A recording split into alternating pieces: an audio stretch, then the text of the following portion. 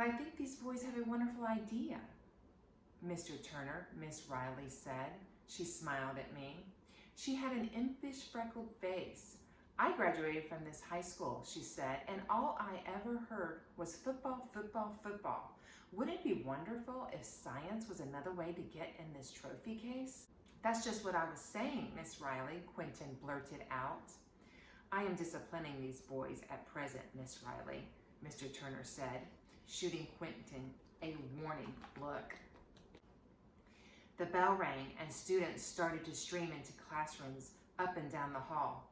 Well, Mr. Turner demanded of us, don't you have classes? I'm in charge of helping students prepare for the county science fair, Miss Riley said to us over the noise of the throng. If you boys are interested, come and talk to me. Yes, ma'am, Quentin chirped. I felt like strangling Quentin. All we had done was blown up a fence and stink up Colwood with our failures. It was embarrassing. We can't be in any science fair, I muttered. Miss Riley studied me. It felt as if she could see right through me. Why not, Sonny? We just can't, I repeated stubbornly. I didn't want to explain. I just wanted to get off the subject. Go away, boys, Mr. Turner waved. Quickly now. I was grateful for the excuse to get away and ran for it. With his big briefcase practically dragging on the floor, Quentin couldn't get anywhere too fast. But he caught me while I waited for the other students to file inside the door. To history class. Listen, Sonny, he gasped, catching his breath. We win the science fair with our rockets, it's going to help us get on down to the Cape. Besides the fact we didn't know how to build a rocket, I told him my main objection. Quentin, we'd just embarrass ourselves. We'd be up against Welch High School students. This was self-explanatory, I thought. Welch students came from families with fathers who were doctors, lawyers, judges, businessmen, and bankers, and their high school was the newest, best-equipped school in the county. The Welch Daily News had stories all the time about Welch students going off to college and winning honors.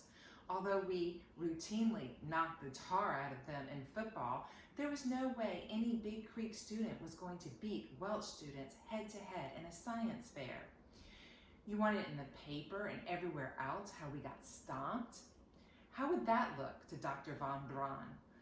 If you have an ounce of common sense, you'll drop this idea, I told him, perfectly aware that he lacked that ounce. It's not like you to be a pessimist, Quentin said coldly. I'm totally dumbfounded by your attitude. Dismayed, too. When I didn't say anything, he added, astonished, chagrined, and saddened. I wasn't going to let him bait me with his vocabulary. Just shook my head and left him standing in the doorway. I didn't want to hear any more about it. Nearly every Sunday afternoon that year, I thumbed rides to War to visit Dorothy for study sessions. She seemed to enjoy my company, and it wasn't her fault, after all, that I was in love with her. One Sunday, she stopped studying and looked across the coffee table at me. Oh, Sonny, I'm so glad we're such good friends, she gushed. Me too, Dorothy, I answered, lying. Never had friend been such an awful word. Emily Sue caught me staring unhappily at Dorothy in the auditorium one morning. Dorothy was holding hands with her latest, a senior basketball player, and I had my lip out about it. Emily Sue sat down in front of me and put her arm on the seat, looking over it at me. Because she was plump, was a brilliant scholar, and had big, round glasses that gave her face an owl-like appearance, it might have been expected that Emily Sue wasn't popular with the boys, but she was. For one thing, she was one of the best dancers in school. But to me, Emily Sue was what I came to think of as a forever friend, somebody I could tell the truth to without fear of reproach. I just instinctively knew that about her. She also seemed to possess a wisdom far beyond our years. So what are you going to do about her? She asked me, nodding toward Dorothy. Nothing I can do, I shrugged, working hard to be nonchalant. Emily Sue inspected me. She likes you, Sonny, but to her, you're just her special little friend. That's probably not ever going to change. Her words were like knives plunged into my heart. I abandoned all pretense. But why, I whined, What's wrong with me? There's nothing wrong with you, Emily Sue said. You're one of the nicest, friendliest kids in this school. Everybody likes you, Sonny. You know why? You like yourself. Look at your brother. He dresses great. He's a football star. He's a wonderful dancer. God knows, I love to dance with him. And there's a lot of girls after him all the time. He's a big man on campus, but he doesn't really have any friends.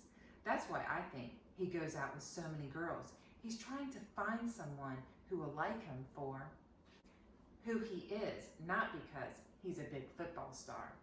Dorothy's the same way. She's happy you're her little friend, but she's going to keep looking somewhere else for love.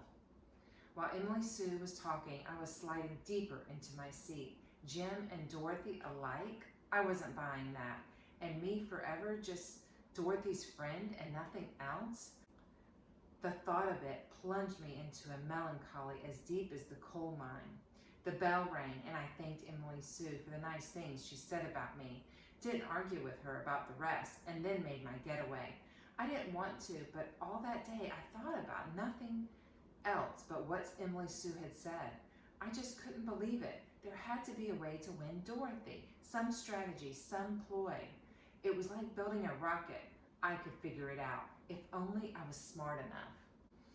Over the next few weekends, Quentin and I continued our practical work, testing different black powder mixes in the hot water heater. I was grateful when he didn't bring up the science fair idea again. Finally, our trial and error method resulted in a combination of ingredients that seemed to have the most flash and smoke to it. Quentin had an idea on the propellant. I've been thinking, old boy, he said. I don't like this loose mix. It seems to me we ought to put some kind of combustible glue in it so it can be shaped. We could run a hole up through the center of it, get more surface area burning at once. That ought to give us more boost. A boost sounded good to me. I went to the big store and waited until Junior had served the other drugstore customers and then asked him if he knew of anything that was like a glue but would burn. He questioned me closely until I admitted exactly what I was trying to do. He brought out a can of powdered glue.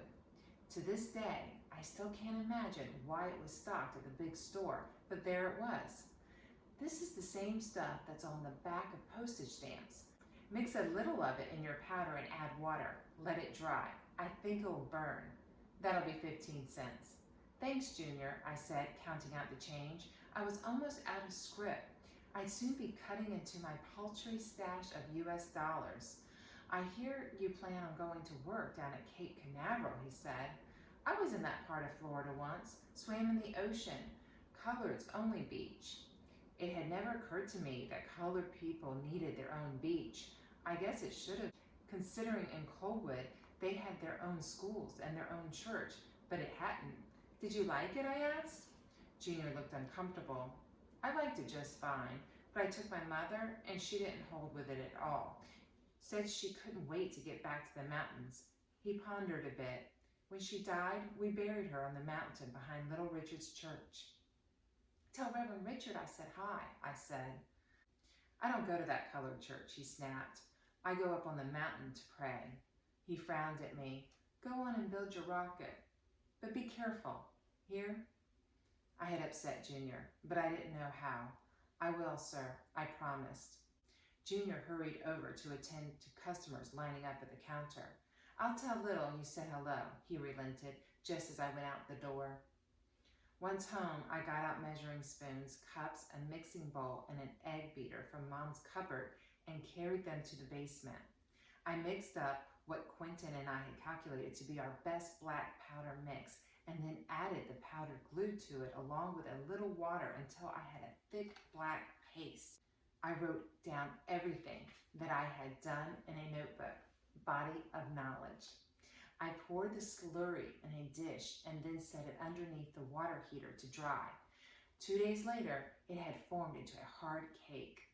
In search of her missing cups, spoons, and mixing things, Mom came down, looked over my laboratory, sighed, and went down to the big store to buy replacements. She told me later she and Junior had a big laugh over it. When Quentin and I threw the black powder cake in the hot water heater on the following Saturday, it flashed vigorously. "Prodigious, old man," he cried, using his latest big word for anything he liked. We kept trying to figure out the why of rockets as well as the how. Although he hadn't found a rocket book, Quentin had finally found the physics books he'd read in the library in Welsh that defined Newton's third law of action and reaction. The example given in the book was a balloon that flew around the room when its neck was opened. The air inside the balloon was under pressure, and as it flowed out of the opening, action, the balloon was propelled forward, reaction. A rocket, then, was sort of a hard balloon. Instinctively, we knew that the nozzle, the opening at the rocket's bottom, like the neck in the balloon, needed to be smaller than the casement. But how much smaller, and how the nozzle worked, and how to build one, we had no idea. All we could do was guess. How about we weld a washer or something at the bottom of the casement to be our nozzle? I proposed to Quentin at lunch one day. Quentin pondered that while chewing on the cookies Mom had sent him in my lunch bag. "Yes, I think that might work, but who would do the welding?" I knew of 3 welders in Colwood. 2 of them worked in the big machine shop across from Creek down by the big store. Mr. Leon Furrow was their supervisor. I didn't think he'd help us since he was a company man like my father. There was, however, a machinist welder who worked alone up at the Tipple shop during the hoot owl shift. His name was Mr. Isaac Bykowski. Mr. Bykowski's daughter, Esther, had been in my class until she was diagnosed with cerebral palsy and had to go away to a special school. My mom said Mr. and Mrs. Bykowski were always asking about me, how I was doing in school, and so on. And when we had school plays, I'd sometimes look out and there they'd be, Ike and Mary Bykowski, smiling at me just like I belonged to them. I thought maybe I had our welder. That night, after the hoot owl miners had descended into the mine and the evening shift dispersed, I slipped out the back door and up the Tipple path. Just in case Dad was called out by the black phone, I angled away into the trees so he wouldn't see me. I was also heading for a secret entrance to the mine area we kids had discovered years before playing cowboys and Indians. The Tipple area was locked at night, but just inside the tree line on the mountain, there was a deep drainage ditch that went underneath the fence. Nearby was also a locked gate with a seldom used path that led to the little shop. I found the path and groped my way in the darkness until I came to the gate. I gripped the chain link fence and edged down the mountain until I stood in the precipice of the ditch. There was a big drainage pipe there that jutted out on the other side. I gripped the links of the fence with one hand and swung down until my feet got a purchase of the pipe, then ducked underneath the fence and came up on the other side. The machine shop was no more than a dozen yards away, its lights illuminating the gate and the path. I peeked through a dirty glass pane in the back door. Mr. Bykowski, in a baggy one-piece coverall, was working at a lathe. He was a skinny little man with tiny ears that stuck out so far it looked like his helmet was resting on them. Screwing up my courage, I opened the door and walked in. He saw me and nodded, and I waited until he finished what he was doing. "How are you, Sonny?" he asked, as if it were a normal thing for me to appear before him in the middle of the night.